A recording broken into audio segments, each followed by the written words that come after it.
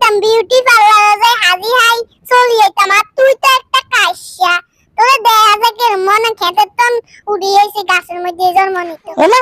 কি লাগস খোদার গসিপ তো কথা নিকস তুই তো এই মেয়ে কাঁচা ছিল না কি গেছে তোর হেডম বাড়ি গেছে কেন হেডম সুড়াই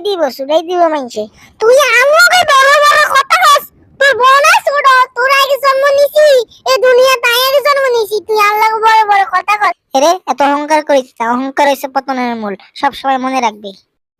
কি রে তুই তো মানুষের মতন জ্ঞান দান শুরু করছ একদিন দেখবি মানুষরা তোকে গাপুস গুপুস করে খেয়ে ফেলবে কি কইলে কি হয়